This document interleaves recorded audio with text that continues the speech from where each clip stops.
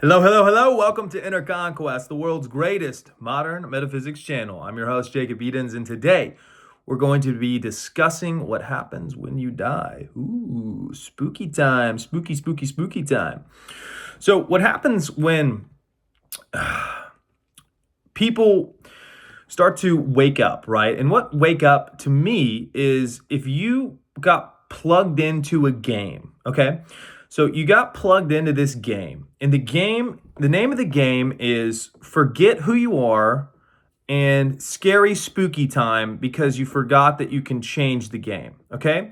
So think about this for a second. How do you get a soul to disempower itself, right? Think about Thor in the movie Thor when he loses his hammer, right? He goes down to a place where he doesn't know that he has any powers. And then what happens, dude? He gets the hammer, right? And he's like, oh, I'm powerful because I have this hammer. And then he goes through doing a bunch of stuff, but eventually his hammer fails him. And then his father is like, hey, dude, you were never the god of hammers. You were the god of thunder because you are powerful, and the hammer's just a way to channel it, right? So when you come into a place, you don't remember who you are, you're in scary, spooky time, you find all of these conditions that you latch onto. Like, oh, if I get this thing, or if I do this thing, then I'll become powerful and I'll feel like my old self again. Because what you're searching for is yourself, right? And this whole world is basically designed to make you forget and detach from who you are so that you can have scary, spooky time experience, okay? But when you're done with scary, spooky time experience, you're like, okay, I want to create my life on my terms, okay? I want to cultivate my life in a way that is pleasing to me because I've made external gods out of all these things and they've all effed me over. So now it's time for me to place my self-belief in myself, okay? So when you go through life, the number one thing that limits you, and the only thing that limits you, is fear. Because fear constrains. Think about this. Why don't you go ask her out, dude? I'm too scared.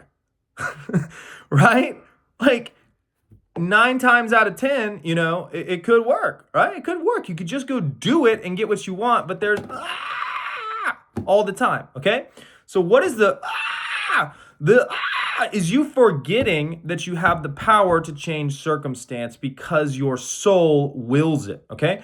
Now, why do you have the audacity to think that you can change things just because you want them to change when every single thing around you and the entire planet tells you that you can't do that? Well, it's called conditioning. The whole place is set up to condition you to forget that you are powerful. It wants you to externalize your power. And because you externalize your power and all these different things, you become dependent on them to give yourself your own power. So you become, in effect, a slave, okay? Now, if those things disappear or aren't in the right place, what happens is you begin to fear, okay? You fear primarily because you don't remember your home and where you come from, okay? So when you die, what happens? You leave your body. Okay, well, if you're in your body, then you're not your body. So what does that mean? It means that you are out of this world, okay? So if you're out of this world, then you're in this experience temporarily, meaning that this experience, scary, spooky time, is really meant for a purpose. And what is the purpose? Well, the purpose is to rediscover who you are. Can you remember who you were before you were born? 99% of people cannot. Can you remember your name before you were born? Really important question to ask yourself. Because if you can't remember the energy of your home, which is not this place. So if you're scared, it's only because you don't remember where you come from. Think about this. There's lots of great stories where they're like, remember where you came from. It will give you strength. So you have to remember that you're not from this place, you're in this place. And this place is not the true base level of reality, meaning that it's a keyed down version of reality, to use Neville Goddard's words, okay? So if you really want to understand a lot more of how metaphysics apply to life, you want to understand first the soul-body relationship, because that dictates everything. When you are in your body, you bring life to your body. When you die, your body is a shell, a worthless shell that decays, okay? So what does that tell you? When your presence is somewhere, you are a life-giving spirit, meaning that just by your presence and awareness, things come to life. That's very important to understand, right? Life flows through you. The energy of life is you. So when you don't inhabit something, it dies. So that itself should increase your self-worth to about 1 billion, okay? Trillions of cells are at your command because of your simple being there, okay? So when you die, you go back to your original form. So what is the fear all based in? Every single fear, every single limitation is based in the fear of death, that I will cease to be once this thing is done. So let's knock them out one by one. What are we afraid of? Well, if I die, then it's all going to be blackness and everything is going to be, non-existence, and then I won't have anything. That's retarded, because if you watch over thousands of NDE, near-death experiences, you'll notice one thing. They're still themselves looking over their body when they die. They're like, holy smokes, that was a robot machine that I was in, but it's not me. Technically, it is you because it's formed perfectly around you, right? In the same way, you go, that's Jacob's white t-shirt or white sweatshirt, right?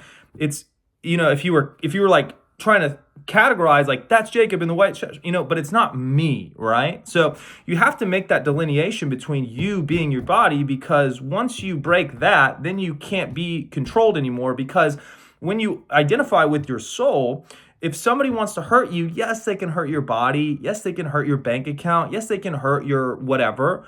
But once you understand who you really are, you understand that you're eternal. You don't die. You keep going on and on and on. And even better than that, you're still you in a physical format once you pass to the other side, as noted by thousands of near-death experiences, and specifically by out-of-body people who know how to shut down the electromagnetic body of the field and then go out of their body and explore different realms of consciousness that are just as tactile and real as this, okay?